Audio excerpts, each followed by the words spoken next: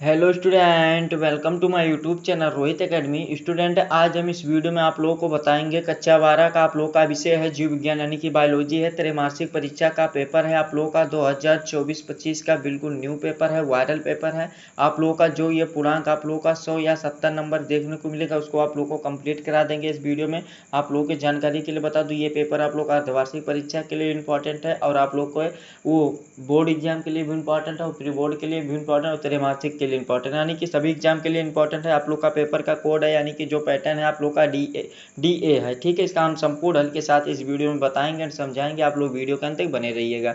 ठीक है, चलिए बिना देरी के शुरू करते हैं। यहाँ पर नोट लिखा गया है, सभी प्रश्न को करना अनिवार्य है, यानी कि हमें सभी प्रश्न को हल करना होगा। खंड आ यहाँ से हमारा स्टार्ट होता है, जिसमें से वो विकल्प प्रश्न दिया गया, 10 नंबर का क्वेश्चन दिया गया। जितने भी क्वेश्चन है मोस्ट इंपॉर्टेंट क्वेश्चन है ऑल एग्जाम्स के लिए। ठीक है, देखिए पहला क्वेश्चन जो दिया गया, हमारा प्यारा सा पहला क्वेश्चन दिया गया है, स्ट्रॉबेरी है, यानी कि स्ट्रॉबेरी क्या है हमें ये बताना है। तो देखिए स्ट्रॉबेरी जो होता है वो ऊपरी भूस्तरीय मतलब वो होता है, फल होता है। ठीक है, हमारा कौन सा राइट आंसर हो जाएगा, बी वाला ऑप्शन हमारा इसका राइट आंसर हो जाएगा। फिर दूसरा क्वेश्चन दिया गया है, जनकाभ बीजांड किसको मिलते हैं, यानी कि जनकाभ बीजांड जो होते हैं वो किसको मिलते हैं। तो देखो बाबू, ये किसको किसको मिलते हैं, ये सीना डेसिमल को में भी मिलता है और क्लोरेला में भी मिलता है, यानी कि इसका जो राइट आंसर हो जाएगा ए और बी दोनों में मिलता है। सी वाला ऑप्शन हमारा सही हो जाएगा इसका। फिर अगला क्वेश्चन दिया गया है, तीसरा क्वेश्चन, कि स्त्री केसर का वह भाग जो परागकण ग्रहण करता है तो उसे वर्तिकाग्र कहते हैं। क्या कहते हैं, वर्तिका कहते हैं। सी वाला ऑप्शन हमारा राइट हो जाएगा इसका। फिर अगला क्वेश्चन दिया गया, मृत पौधे में सनातन संतान उत्पन्न होते हैं, यानी कि संतान पौधे मिलते हैं, कैसे मिलते हैं हमें ये बताना है। तो इसका जो राइट द्वारा है क्या है, कलम के द्वारा मिलते हैं। बी वाला ऑप्शन हमारा इसका राइट है आंसर है। ठीक है, फिर अगला क्वेश्चन दिया गया है कि पुष्प रूपांतरण कारण है, यानी कि पुष्प का रूपांतरण कारक क्या है हमें ये बताना है। तो इसका जो राइट आंसर हो जाएगा प्रो है। क्या है, प्रो है हमारा, ए वाला ऑप्शन राइट हो जाएगा। पांचवें का कौन सा सही आंसर हो जाएगा, ए वाला हमारा ऑप्शन सही हो जाएगा। ठीक है बाबू, जितना भी क्वेश्चन बता रहे सभी वेरी वेरी मोस्ट इंपॉर्टेंट, ध्यानपूर्वक से समझिएगा, इसको आप लोग दिमाग में बैठा लीजिएगा। आप लोग का बायोलॉजी में 70 नंबर वेल कंप्लीट हो जाएगा ऑल एग्जाम्स के लिए, यानी कि सभी परीक्षाओं के लिए। ठीक है, फिर अगला क्वेश्चन दिया गया 6 वाला, की 100 प्राथमिक उसाइट में कितने अंडे मिलते हैं। तो 100 ही मिलते हैं। कितने मिलते हैं, 100 मिलते हैं। ए वाला हमारा ऑप्शन सही हो जाएगा इसका। फिर अगला क्वेश्चन दिया गया, मनुष्य में नर संतान के लिए गुणसूत्र होता है तो XY होता है। क्या होता है, XY होता है, और जो नर मादा में जो होता है XX होता है। ठीक है, हमारा AC वाला ऑप्शन इसका राइट हो जाएगा। फिर अगला क्वेश्चन 8वां दिया गया है कि एक वर्धांध व्यक्ति में रंग की पहचान नहीं होती है, यानी कि क्या नहीं होती, तो हरे और नीले रंग की पहचान नहीं होती है। हमारा ए वाला ऑप्शन इसका राइट आंसर हो जाएगा। फिर अगला क्वेश्चन 9वां दिया गया है कि निम्नलिखित में से कौन सा लिंग संलग्नता लक्षण है, यानी कि कौन सा लिंग संलग्नता का लक्षण रखता है। तो वर्णधता जो होता है यही रखता है। सी वाला ऑप्शन हमारा राइट हो जाएगा। बाबू, आप लोगों के डिमांड पर ही हम वीडियो बनाते हैं पेपर का, लेकिन आप लोग वीडियो को नहीं शेयर करते हैं, तो सभी स्टूडेंट के पास जरूर शेयर कर दिया करो। और इस वीडियो को आप लोग अधिक से अधिक शेयर कर दो। चैनल पर नए हो तो चैनल को सब्सक्राइब भी कर लिया करो। ठीक है, चलो अगला क्वेश्चन देख लेते हैं कि 10 वाला क्वेश्चन ये, उन लक्षणों को क्या कहते हैं जिनके जीन X गुणसूत्र पर होते हैं। उन लक्षणों को क्या कहते हैं, जिनके जो गुणसूत्र होते हैं X गुणसूत्र होते हैं उनके क्या कहते हैं। तो इसका जो राइट आंसर हो जाएगा 10 का हमारा राइट आंसर सी वाला ऑप्शन सही हो जाएगा। लिंग सहलंग कहते हैं। क्या कहते हैं, लिंग सहलंग कहते हैं। ठीक है, हमारा सी वाला ऑप्शन राइट हो जाएगा। ठीक, तो इस प्रकार से देखिए आप लोगों का ये जो मतलब होता है नंबर वेल कंप्लीट हो जाता है, यानी कि 10 नंबर तो आप लोगों का MCQ वाला तो झंझट खत्म हो गया। आप लोगों का जो भी 4 से 10 MCQ पूछा जाएगा उसको बता दिए संपूर्ण तरीके से। और अगला क्वेश्चन हमारा खंड 12 स्टार्ट होता है, जिसमें से वर्णनात्मक प्रश्न दिया गया, जिसमें से 11 वाला अति लघु उत्तरीय क्वेश्चन दिया गया। इसमें आप लोग का देखिए ये क्वेश्चन आप लोगों को देखिए, भले ही ये पेपर 100 नंबर का, ध्यानपूर्वक से देख लो बाबू। देखिए आप लोगों को एग्जाम में 70 नंबर जो बोर्ड एग्जाम होगा वो 70 नंबर का ही पेपर होगा। और ये 100 नंबर इसलिए दिया गया है कि ऑफर के तौर पर आप लोग सभी क्वेश्चन को तैयार कर लो और अच्छे तरीके से प्रिपेयर कर लो, और ताकि आप लोग को बोर्ड एग्जाम में किसी भी प्रकार की कोई दिक्कत ना हो। ठीक है, चलिए बिना देरी के का वाला क्वेश्चन देख लेते हैं कि परागकण पर संक्षिप्त नोट लिखिए, यानी कि पहला क्वेश्चन दिया गया है 7 क्वेश्चन रहेंगे, 3 नंबर का इसमें दिया गया खंड में। ठीक है, देखिए परागकण पर आप लोग को संक्षिप्त नोट लिखना है, यानी कि उसके बारे में लिखना। तो आप लोग को क्या डालेंगे, प्लोसन, यानी कि परागकण डालना है। ठीक है, इसमें क्या लिखना है देखिए,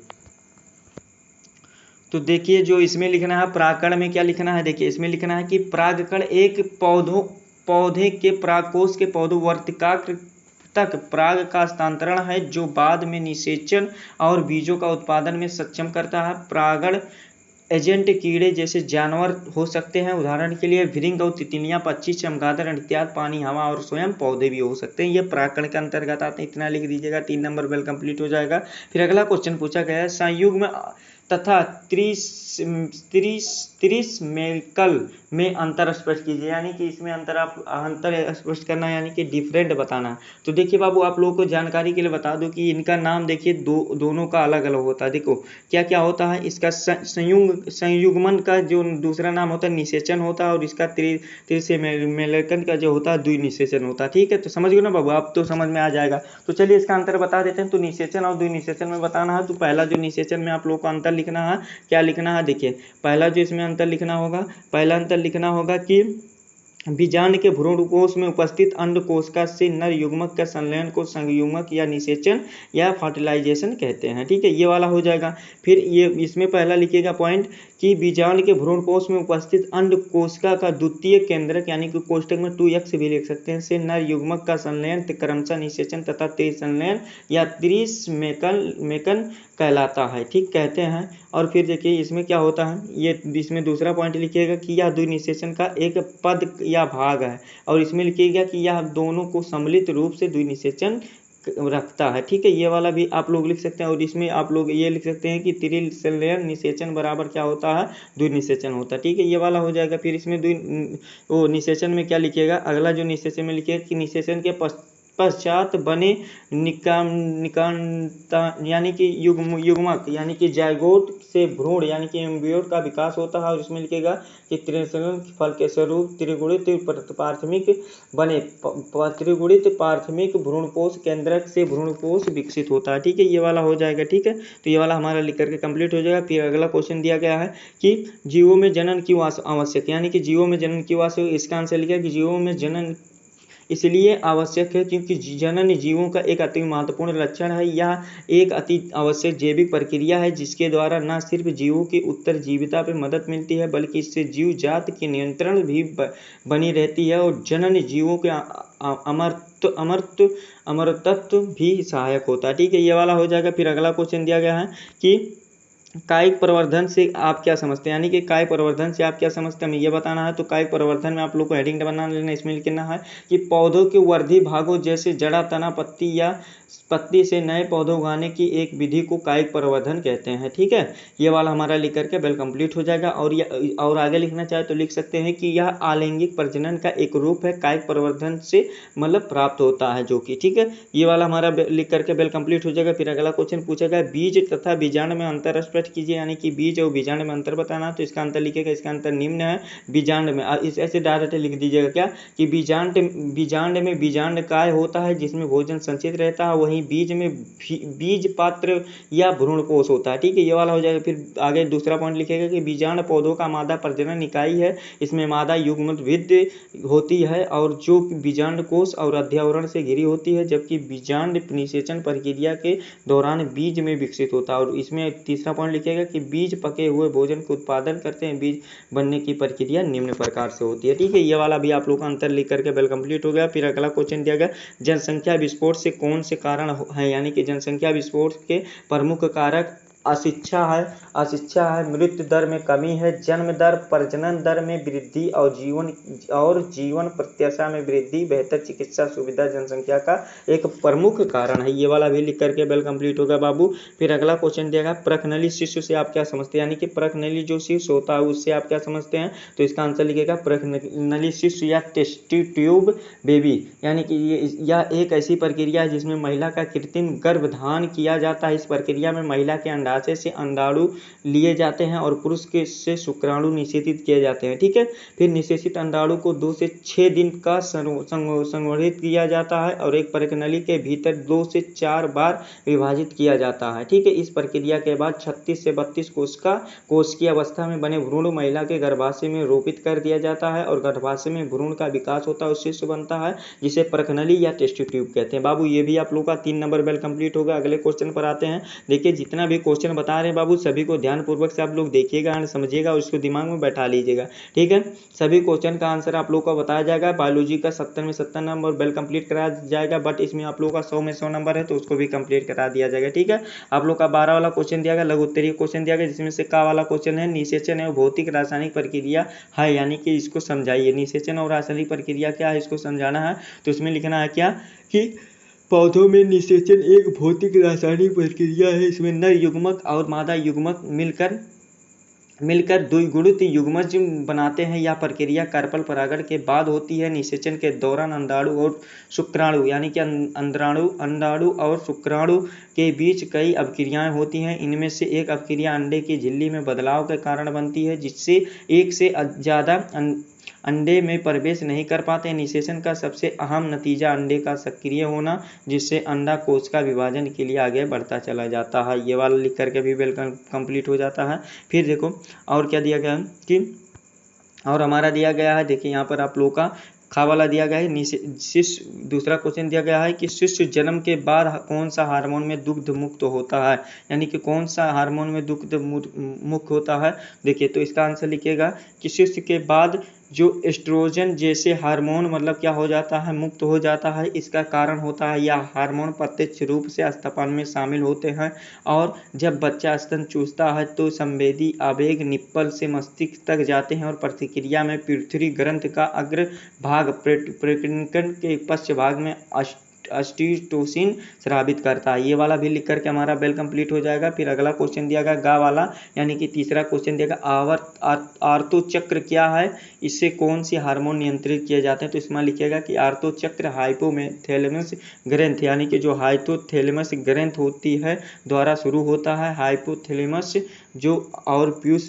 ग्रंथ नामक मस्तिष्क संरचनाएं आर्तो चक्र को नियंत्रित करती है, और हाइपोथैलेमस पीयूष ग्रंथ को हार्मोन बनाने के लिए प्रेरित करता है, जो फिर अंडाशय और एस्ट्रोजन और प्रोजेस्टेरॉन बनाने के प्रेरित करता है। ये वाला भी हमारा लिख करके बेल कंप्लीट हो जाएगा। फिर अगला क्वेश्चन पूछा गया कि अंड जनन क्या है, अंड जनन के संक्षिप्त व्याख्या कीजिए। तो इसमें लिखिएगा कि अंडजनन मादाओं में अंडाशय में अंडाणुओं की बनने की प्रक्रिया है, और यह प्रक्रिया भ्रूण के विकास पहले ही कुछ सप्ताह में ही हो जाती है और निषेचन के बाद पूरी होती है। और अंडजनन की निम्नलिखित बातें होती हैं, जैसे कि आप लोग को संक्षिप्त व्याख्या करना है। तो इसमें निम्नलिखित बातें होती है। देखिए निम्नलिखित पॉइंट होती है। जो पहला पॉइंट लिखिएगा कि अंडजनन की प्रक्रिया में अधिम रोगाणु कोशिकाओं से प्राथमिक अंडों का निर्माण होता है। दूसरा पॉइंट लिखिएगा आप लोग कि प्राथमिक अंडों को डिंब ग्रंथ कोशिका का एक परत रखा जाता है, जिसे कूप कहते हैं, ठीक है। तीसरा पॉइंट आप लोग लिखिएगा कि यौन के दौरान अग्र पिट्यूटरी ग्रंथ से संकेत मिलने पर कूपिक विकास शुरू हो जाता है। और जो चौथा पॉइंट लिखिएगा क्या कि 1 महीने में ही अंडाणु परिपक्व होता है। और जो अगला पांचवा लिखिएगा कि अंडजनन की प्रक्रिया मादा के 40 से 55 साल की उम्र तक चलती रहती है, इत्यादि आप लोग लिख दीजिएगा, इतना बहुत है। फिर अगला क्वेश्चन पूछा गया वीर के कार्य लिखिए, यानी कि जो सीमेन होता है उसका वर्क लिखना है, यानी कि कार्य लिखना है। तो वीर के देखिए कार्य क्या होता है, इसमें लिखिएगा वीर के कार्य भी हेडिंग भी डाल सकते हैं। देखिए क्या लिखना है, वीर के कार्य हेडिंग डाल दीजिए। इसमें लिखना है कि वीर एक सफ़ेद भूरे रंग का तरल पदार्थ है जो शुक्राणुओं का परिवहन, सुरक्षा और पोषण देने में मदद करता है। यह ग्रंथियों और नर उभयलिंग प्राणियों के अन्य अंगों तक द्वारा स्रावित होता है। वीर में शुक्राणुओं के अलावा कई घटक पाए जाते हैं, जैसे कि आप लोग इसके बारे में भी बता रहे। देखिए बीजकीय तरल पाए जाते हैं, या फल शर्करा तत्व पाया जाता है, या फ्रुक्टोज पाया जाता है, या साइट्रिक एसिड, लिपिड और एसिड फास्फेट इत्यादि पाए जाते हैं, ठीक है। तो ये इसमें इसके बारे में हो गया, ठीक है। और इसके जो कार्य होते हैं, देखिए इसका कार्य में लिखिएगा, पहला कार्य लिख दीजिएगा, पहला वर्ग इसके कार्य निम्नलिखित हैं, आगे लिख दीजिएगा, ठीक है। शुक्राणुओं का परिवहन करना, ये पहला कार्य हो जाएगा। जो दूसरा कार्य है शुक्राणुओं को सुरक्षा प्रदान करना, और जो तीसरा कार्य हो जाएगा शुक्राणुओं को पोषण प्रदान करना, ठीक है। और जो चौथा कार्य हमारा क्या हो जाएगा कि अंडे को निषेचित करने के लिए पर्यावरण माध्यम से शुक्राणुओं को ले जाना। और जो पांचवा वर्ग हो जाएगा क्या हो जाएगा, देखिए पांचवा जो शुक्राणुओं को अस्तित्व में रक्षा करना। और जो 6 वाला लास्ट पॉइंट हमारा हो जाएगा शुक्राणुओं को चल फिरने या तैरने में मदद करना। बाबू ये आप लोगों का वीर का कार्य यानी कि सीमेन का वर्क हो गया। डी वाला ऑप्शन हमारा राइट हो गया।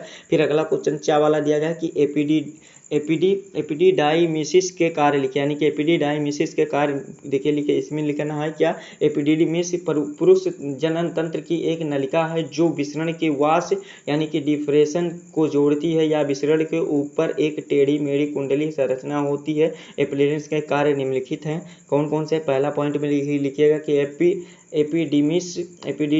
एपिडिडिमिस विसरण से अपरिपक्व शुक्राणुओं को प्राप्त करता है और कई दिनों तक उसे संग्रहित रखता है, यानी कि कोष में रखता है, ठीक है, ये वाला हो जाएगा। फिर लिखिएगा यह एपिडिडिमिस से गुजरने वाले शुक्राणु परिपक्व हो जाते हैं, दूसरा पॉइंट है, और तैरने और अंडे को निषेचित करने की क्षमता हासिल करते हैं, ठीक है, ये दूसरा हो जाएगा। और जो तीसरा पॉइंट लिखिएगा यानी कि लास्ट पॉइंट लिखिएगा कि एपिडर्मिस शुक्राणुओं को केंद्रित करता है और अतिरिक्त द्रव को अवशोषित करता है, यानी कि अंदर ग्रहण करता है। तो ये वाला भी आंसर हमारा लिख करके वेल कंप्लीट हो जाएगा। फिर अगला क्वेश्चन पूछा गया लैंगिक जनन यानी कि सेक्सुअल रिप्रोडक्शन क्या है, यानी कि व्हाट इज सेक्सुअल रिप्रोडक्शन, यानी कि क्या है, इसकी विशेषताएं बताना, यानी कि इसके बारे में बताना। तो इसका आंसर लिखिएगा कि इसका आंसर लैंगिक जनन हेडिंग डाल दीजिएगा, इसके बारे में लिखिएगा जीवों में नर और मादा की सहायता से संतान उत्पन्न करने की प्रक्रिया को लैंगिक जनन कहते हैं, और इस प्रक्रिया में नर और मादा युग्मक यानी कि गैमीट में से मिलने वाले युग्मज यानी कि जायगोट बनता है, और फिर युग्मज विकसित होकर के भ्रूण बनता है, और भ्रूण विकसित होकर जीव बदल जाता है, और इस तरह के नए जीवों की उत्पत्ति होती है। लैंगिक जनन की प्रक्रिया दो मुख्य चरणों में होती है, पहला जो होती है अर्धसूत्री विभाजन और निषेचन होती है, ठीक है, इत्यादि इतना लिख दीजिएगा। इसकी विशेषताएं की बात करें तो 2 पॉइंट इसमें भी चिपका दीजिएगा, इसकी विशेषताएं निम्नलिखित हैं, कौन कौन से हैं। पहला पॉइंट में लिखिएगा कि लैंगिक जनन में आनुवांशिक विविधता बढ़ती है और हानिकारक आनुवांशिक उत्परिवर्तन को संचय को रोका जा सकता है, ठीक है, ये पहला पॉइंट हो जाएगा। दूसरा पॉइंट लिखिएगा कि लैंगिक जनन के परिणाम स्वरूप प्रजातियों की संख्या वृद्धि होती है और प्रजातियों स्थिर रहती हैं, ये दूसरा हो जाएगा। ये जो तीसरा पॉइंट लिखिएगा कि लैंगिक जनन अलैंगिक जनन की तुलना में ज़्यादा तेजी से जनसंख्या में बदलाव ला करके प्रजातियों को विकास में योगदान भूमिका निभाती है या योगदान देता है। बाबू ये वाला भी आंसर हमारा लिख करके कंप्लीट होता है। दीर्घ उत्तरीय क्वेश्चन हमारा दिया गया है, पुरुषों के विसरण की सचित्र संरचना की सचित्र वर्णन कीजिए। तो ये आप लोगों को कठिन लग रहा होगा, लेकिन इसको तैयार कर लीजिएगा। और आप लोगों को देखिए हम ये नीचे वाला बता दे रहे हैं, यानी कि देखिए क्या है नीचे की युग्मक जनन की परिभाषा लिखिए। तो युग्मक जनन की परिभाषा आप लोग को बता दे रहे हैं, देखिए क्या है, युग्मक जनन वह प्रक्रिया है जिसके द्वारा यौन प्रजनन करने वाले जानवरों से युग्मक या जर्म कोशिकाएं उत्पन्न होती हैं। अर्धसूत्री विभाजन वह प्रक्रिया जिसके माध्यम से जर्म कोशिकाएं या युग्मक बनते हैं। युग्मक जनन या जैविक प्रक्रिया है जो अर्धसूत्री विभाजन प्रक्रिया के दौरान युग्मकों का निर्माण में मदद करती है, जिसे क्या कहते हैं, युग्मक जनन कहते हैं। बाबू ये आप लोगों का आंसर लिख करके वेल कंप्लीट हो गया, ठीक है। अगला क्वेश्चन 14 वाला दिया गया है, कायिक जनन या लैंगिक जनन में अंतर स्पष्ट कीजिए। कायिक जनन और अलैंगिक जनन में अंतर स्पष्ट करना है, ठीक है। तो ये वाला देखिए क्या दिया गया है, कायिक जनन और अंतर न लिख करके आप लोग को अलैंगिक जनन का महत्व बता दे रहे हैं। दोनों को तैयार कर लीजिएगा बाबू, हम उससे जो आसान है उसको बता रहे हैं, ठीक है, ताकि आप लोग को कम समय में अधिक बताने की कोशिश कर रहे हैं, इसीलिए, ठीक है। इसमें अलैंगिक जनन का महत्व देखिए क्या होता है। अलैंगिक जनन की एक ऐसी प्रक्रिया जिसमें नया जीवन एकल से जनक से बनता है, और इसमें युग्मक या जनन कोशिकाओं की कोई भूमिका नहीं होती है। कई एक कोशिकीय और बहुकोशिकीय जीव अलैंगिक प्रजनन करते हैं। इस प्रक्रिया में जनक जीव या तो विभाजित हो जाता है या फिर जनक जीव एक हिस्सा नया जीव बनाने के लिए अलग हो जाता है, ठीक है। ये वाला भी हमारा लिख करके कंप्लीट होता है, और भी इसमें लिख दीजिएगा, तैयार कर लीजिएगा। अगला क्वेश्चन दिया गया 15 वाला, क्या कि द्विविखंडन और बहुविखंडन में अंतर स्पष्ट कीजिए, यानी कि द्विविखंडन और बहुविखंडन में अंतर स्पष्ट करना है। तो देखिए द्विविखंडन और बहुविखंडन में अंतर इसमें लिखेगा, द्विविखंडन और बहुविखंडन में लिखेगा कि डायरेक्ट ऐसे लिखेगा कि दोनों ही विखंडन प्रकार हैं। द्विविखंडन एक कोशिकीय जीव दो छोटे छोटे अलग और लगभग बराबर भागों में बांटा जाता है, जबकि बहुविखंडन में एक कोशिका एक साथ कई संतत कोशिकाओं से विभाजित हो जाता है। द्विविखंडन में क्या होता है, देखिए द्विविखंडन में जनन कोशिका विभाजन के बाद खत्म हो जाते हैं और दो नए जीवों का जन्म होता है। बहुविखंडन में एकल कोशिका कई कोशिकाओं का उत्पादन के लिए संख्या में गुणा होता है, ठीक है। और द्विविखंडन के उदाहरण होता है अमीबा होता है, पैरामेशियम होता है और लेशोमेनिया होता है। बहुविखंडन के जो उदाहरण होते हैं क्या होते हैं, बहुविखंडन के उदाहरण मलेरिया परजीवी, प्लेज्मेडिया और स्पोरोजेवा शैवाल होते हैं, इत्यादि होते हैं। ये वाला भी हमारा लिख करके वेल कंप्लीट होगा, ठीक है। तो यही आप लोग का बस इतना ही पेपर में आप लोग का इतना ही क्वेश्चन था, जो आप लोग को संपूर्ण तरीके से बता दिया, समझा दिए। आप लोग को ये हमारा प्यारा सा वीडियो कैसा लगा है कमेंट करके जरूर बताइएगा। हाँ बाबू, अगर आप हमारे चैनल पर नए हो तो चैनल को सब्सक्राइब कर लीजिएगा, बेल आइकन को दबा दीजिएगा। और इस वीडियो को बाबू क्लास 12th के जितने भी स्टूडेंट हैं, यानी कि आप लोगों का कक्षा 12 के, यानी कि कक्षा 12 के जितने भी स्टूडेंट हैं उनके पास शेयर जरूर कर दीजिएगा। आप लोग वीडियो को नहीं शेयर करते हैं तो शेयर करके जरूर पहुँचा दीजिएगा, ठीक है। चलिए हम आप लोगों से मिलते हैं नेक्स्ट वीडियो में नेक्स्ट टॉपिक के साथ। तब तक के लिए जय हिंद, जय भारत, वंदे मातरम।